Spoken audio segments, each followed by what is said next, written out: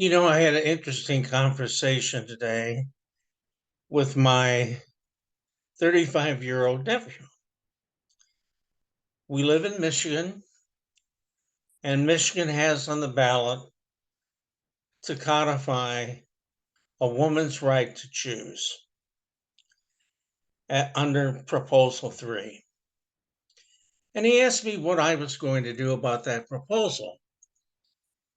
And I said, well, I've already voted. I voted yes. And he asked me, he said, well, why did you vote yes? I said, because who am I to tell a woman what to do about her body and her family's choices?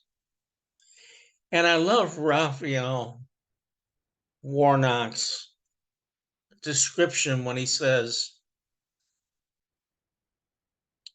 the exam room where the pregnant woman and her doctor are is too small for the US government to get involved in.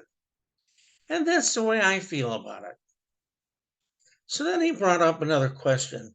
He said, well, what would you say to the right about, he brought up about Dr. Jack Kevorkian, who a number of years ago was providing euthanasia, or as he termed it, compassionate end of life treatment for people who were suffering from incurable illnesses and simply wanted to end their life. And he gave them that opportunity.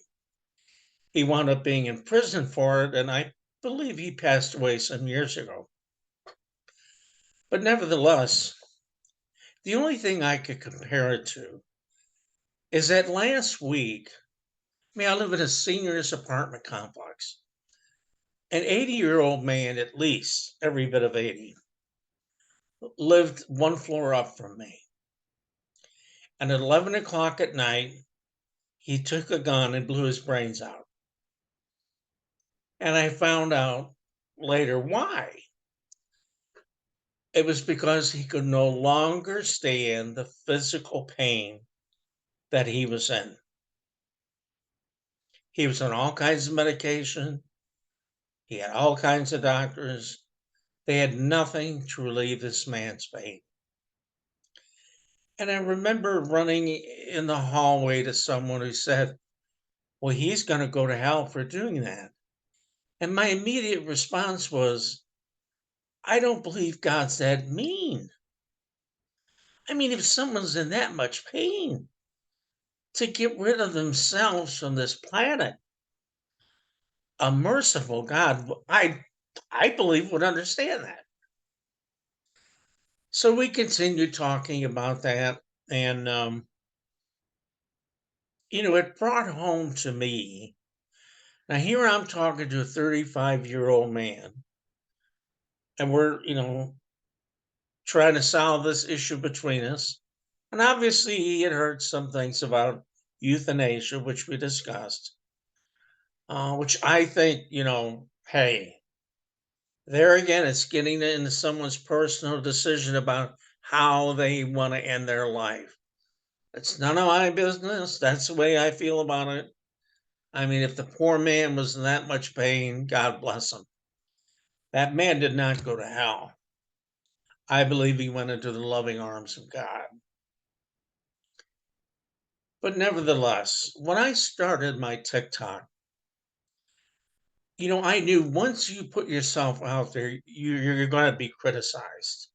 I've had personal attacks about, I'm an old man, I'm fat, and I'm like, the personal attacks I get, goes with the territory. But seriously, you know, tell me something that's literate. Tell me something that makes sense. But, it's worth it because we have to come together, putting all these politicians aside, all of us together, neighbors. I see people at the grocery store who I'm sure politically we probably differ from night and day.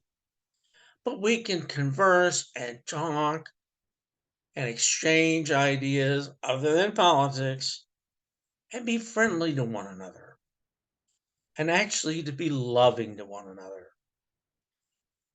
So that's what we need more of. We need to be compassionate with each other.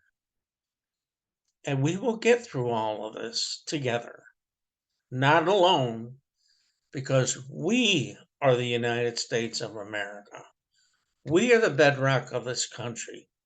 Not all these people we sent to Washington, it's us. And if we carry that love with us and continue throughout through the past the election, then we will win.